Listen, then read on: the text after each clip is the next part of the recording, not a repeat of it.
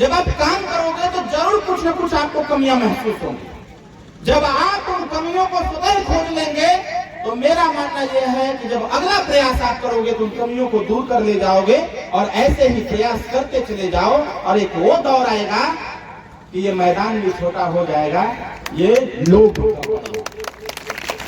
इसलिए कभी भी इससे विचलित होने की आवश्यकता नहीं है और स्वयं भारतीय समाज पार्टी का सिद्धांत यही है। अगर ये पार्टी विचलित हो जाती है तो आज ये गमछा और झंडा लगा करके यहां हमें आने की आवश्यकता नहीं पड़ती। राजन जी बैठ गए। हम जानते हैं इस कार्यक्रम का नाम हमने जानबूझ के दिया था युवा चेतना संगोष्ठी या युवा चेतना सम्मेलन। और मैं ये भी जानता था कि लगभग 2002 से हम सभी लोग प्रयासरत हैं कि स्वयं भारतीय समाज पार्टी में विधायकों की संख्या ज्यादा हो, स्वयं भारतीय समाज पार्टी से जिला पंचायत ज्यादा हो, स्वयं भारतीय समाज पार्टी से ग्राम प्रधान ज्यादा हो। हम ये भी आकलन करते हैं कि उत्तर प्रदेश की जब सरकार बने या बिगड़े तो उसका जिम्मा स्वयं भारतीय समाज पार्टी को। और 2002 से लगातार समझा रहे हैं। इसमें बहुत सारे ऐसे चेहरे हैं जिन चेहरों को जब मैं छोटा था तब से मैं देख रहा हूं। इस मंच पर भी बहुत ऐसे हमारे नेता हैं, इधर भी हमारे सामने बैठे हुए हैं बिंद जी।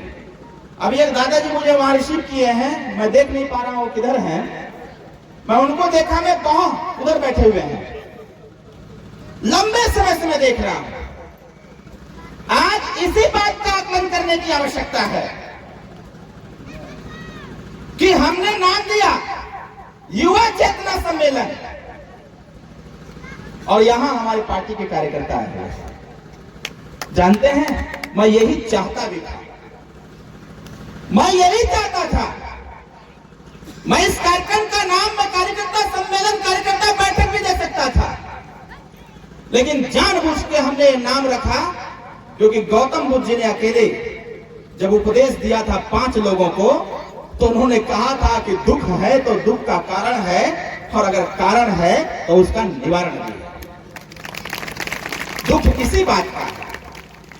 ये सुहेलदेव भारतीय समाज पार्टी माननीय नेता श्री ओम प्रकाश राजभर जी, सुहेलदेव भारतीय समाज पार्टी के कार्यकर्ता और पदाधिकारी, उत्तर प्रदेश में 284 पार्टियां, पूरे देश में 4500 पार्टियां और उत्तर प्रदेश में अगर विचरण की बात किया जाए तो माननीय नेताजी से ज्यादा पूरे उत्तर प्रदेश का कोई नेता नहीं चलता है। साथियों, अगर इस नेता के चलने के बाद भी अगर ये पार्टी आज पीछे अगर है तो उसका जिम्मेदार न तो सपा है, न तो बसपा है, न तो भाजपा है, न तो कांग्रेस है। उसका जिम्मेदार हमारे ही समाज के हमारे युवा है। मुझे याद है वो गांव जब माननीय नेता मुलायम सिंह यादव जी ने अखिलेश यादव जी को लंदन से बुला करके लॉन्च किया। उनको इस चीज का एहसास हो गया था कि अगर हम अखिलेश यादव जी को लॉन्च नहीं करेंगे तो यह समाजवादी पार्टी समाप्तवादी पार्टी हो जाएगी। और माननीय मुलायम सिंह यादव जी ने लोहा देते हुए अपने बेटे अखिलेश यादव जी को लॉन्च किया और हमारे ही प्रदेश के नौजवानों ने नारा लगाया, ऐ जवानी है कुर्बान अखिलेश भैया तोहरे नाम। परिणाम क्या आया? परिणाम क्या आया? मैं धन्यवाद देता हूं यादव समाज के नौजवानों को, मैं धन्यवाद देता हूं मुस्लिम समाज के नौजवानों को, मैं धन्यवाद देता हूं उस समय के समाजवादी पार्टी के जो समर्थक रहे अन्य जाति के नौजवानों को, उन्होंने समझा कि हमारी लड़ाई अगर माननीय नेता मुलायम सिंह यादव जी लड़ते थे, उन्होंने अगर अपने बेटे को आगे बढ़ाया है तो इनका साथ देने की आवश्यकता है। जब इनका बेटा मुख्यमंत्री होगा तो सबसे पहले हम लोगों की तरफ ध्यान रखेगा, हमारी व्यवस्थाओं का संचालन करने का काम करेगा। इस मंच से अखिलेश यादव जी का नाम, माननीय नेताजी का नाम लेना मेरे बड़ी बात नहीं है। मैं बस ये बताना चाहता हूं आपको कि एक नारे ने आज जवानी है कुर्बान अखिलेश भैया तोहरे नाम, एक नारे ने उत्तर प्रदेश की सरकार बदल कर रख दिया। और जब उत्तर प्रदेश पुलिस की भर्ती आई क्या हुआ? याद है नौजवानों आपको? क्या हुआ? वैकेंसियां आई, क्या हुआ? तमाम नौकरियां आई, क्या हुआ? हमें बताने की आवश्यकता नहीं। जिनका उम्र खत्म हो गया नौकरी पाते पाते, वो अच्छे प्रकार से जानते हैं कि हमें किन समस्याओं का सामना करना पड़ा। वोट दिया सभी लोगों का और हिस्सेदारी दिया कुछ लोगों को। सही कह रहा हूं कि गलत? जोर से बोलिए, सही कि गलत? वाली कहावत सुने होंगे, अपना काम बनता भाड़ में जाए। आज अगर सुहेल देव भारतीय समाज पार्टी परेशान है, बस इसी वजह से परेशान है।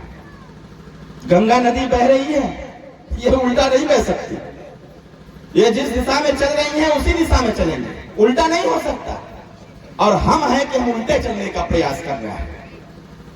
हम इस बात को कहते हुए पाए जा रहे हैं, हम बार बार समझाने का प्रयास कर रहे हैं कि 21 साल हो गया सुहेल देव भारतीय समाज पार्टी को बनाए हुए, और 21 साल बाद भी हमारे नौजवानों को शर्म नहीं आती है कि इनके पिता अपने बेटे की नौकरी के लिए पीला झंडा दरवाजे पर टांग करके जहां जहां बताया जाता है वहां रैली में जाकर के नारा लगाता है कि नेताजी तुम संघर्ष करो, हम तुम्हारे साथ। अरे चुल्लू भर पानी में डूब मरो नौजवान साथियों।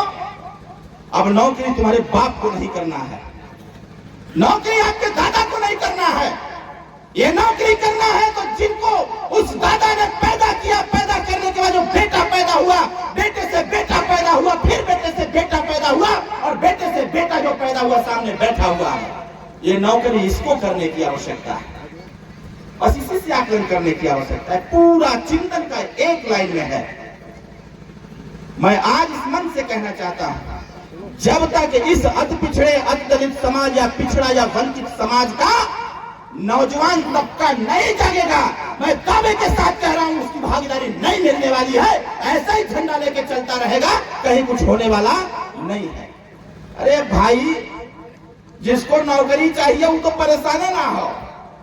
जेकर पूरी जवानी खत्म हो गई, बुढ़ौती आ गई, वो झंडा लेकर के घरे घरे ढोवत बे कि आज नहीं तो काल समस्या का समाधान हो ही। लेकिन लड़कवा क्या करा था? अभी हमारे बगल में एक बाबू आके बैठा था, एक लड़का था, ये आया था मेरे बगल में बैठा था, वो तकलीफ हुआ इस बात का। मैंने उससे पूछा, बाबू तुम्हारी पढ़ाई लिखाई चल रही है कि नहीं? पहले तो मेरे बगल में आकर के बैठा तो अपने आप को महसूस कर रहा था कि मैं कहां बैठा हुआ, जो मैं महसूस कर रहा था। और उस लड़के को भी आकलन नहीं था, वो यहीं से बात कर सकता था। उस बच्चे के दिमाग में नहीं रहा होगा कि भैया हमको अपने बगल में बैठा देंगे। ये मेरी आदत है। मैं भले ही माननीय नेताजी का पुत्र मैं जरूर हूं। अभी हमारे माननीय प्रमुख जी ने कहा सब कुछ मैं हूं, लेकिन मैं कभी भी अपने अंदर घमंड नहीं रखता। आप कहोगे तो आपके समझ में आके बीच में बैठ जाएंगे। जहां चाहो वहां हमको बुला लो, कोई आपत्ति नहीं, कोई दिक्कत नहीं। लेकिन जब उस बाबू से मैंने पूछा कि बेटा पढ़ाई लिखाई चल रही है कि नहीं, जानते हैं क्या कहा? समस्या जो है वो यही है। ये पूरा युवा चेतना सम्मेलन का निष्कर्ष ही वही बालक रहा। उस बाबू ने हमसे कहा, वो बगल में खड़ा है, जानते हैं क्या कहा? पूछा पढ़ाई लिखाई का क्या स्थिति है? तो बाबू ने कहा कि भैया पारिवारिक स्थिति कमजोर होने के नाते हम कक्षा 8 पढ़ने के बाद भैया छोड़ दिए। अब परिवार के पालन पोषण में हम काम करते हैं। क्या ये पार्टी इसी के लिए बनी है? हमारे बच्चे जिनको अच्छी शिक्षा प्राप्त हो जानी चाहिए थी, ये पार्टी बनने के पहले जिनको सारी सुख सुविधाएं मिल जानी चाहिए थी, डॉक्टर भीमराव अंबेडकर के द्वारा दिए गए संविधान के अनुसार सारे लोगों को हिस्सेदारी मिल जानी चाहिए थी, जो 27% आरक्षण लागू था, माननीय कांशीराम साहब ने कहा था जिसकी जितनी संख्या भारी उसकी उतनी भागीदारी, तो संविधान के अनुसार उनको मिल जाना चाहिए था। लेकिन ये ऐ जवानी है कुर्बान अखिलेश भैया तोहरे नाम। और मुझे याद है जब सिपाही की भर्ती आई थी तो सैफई से एक लिस्ट वायरल हो गया था, एक लिस्ट वायरल हो गया था। जो भर्तियां थी उन भर्तियों में 5,500 नौजवान पूर्वांचल का था, बाकी लगभग 55,000 से ज्यादा नौजवान पश्चिमांचल का था। क्या यही भारतीय संविधान कहता था समानता का अधिकार? इसी बात का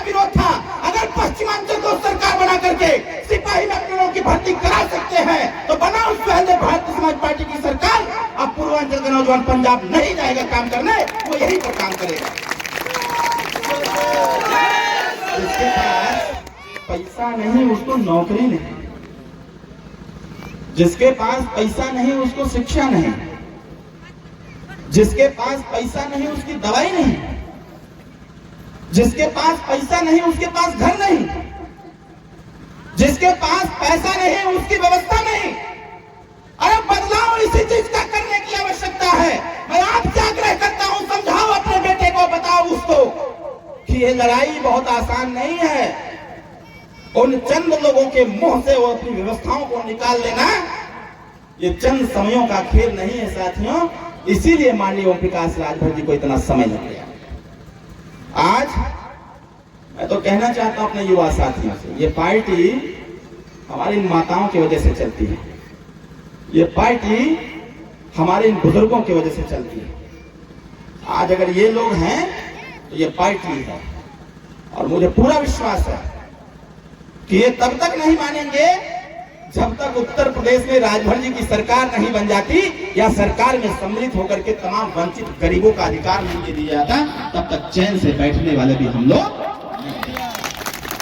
सुबह था ऑफिस पर, हालांकि ये बात हमको मन से नहीं कहना चाहिए सुनील भैया, मैं ऑफिस पर था, तमाम लड़के आए हमारे यहाँ। अभी उत्तर प्रदेश पुलिस की भर्ती का फार्म लोगों ने भर रखा है। उनको ऐसा लग रहा है कि उत्तर प्रदेश के सरकार में अरविंद राजभर जी हैं, एनडीए गठबंधन में हैं, बड़े नेता हैं, ये खाली कलम से सिग्नेचर कर देंगे तो हम सिपाही बन जाएंगे। हमारे युवा साथी ऐसा सोच रहे हैं कि अरविंद राजभर इस कलम से सिग्नेचर कर देगा तो हम सिपाही बन जाएंगे। सो वही डटनी है 5-6 लोग। ऑफिस लेकर के आए थे, अपना जो फार्म भरे थे वो लेके आए थे, लाके बड़े ताव से, मतलब बड़े खुशी से हमको दे रहे थे, भैया पे साइन कर दो। क्या हुई साइन करके? कहीं यही तो हो जाए सिपाही में। हम कह रहे मर दे, अगर ऐसा ही करे रहा तो हम 2002 में साइन कर देते होते।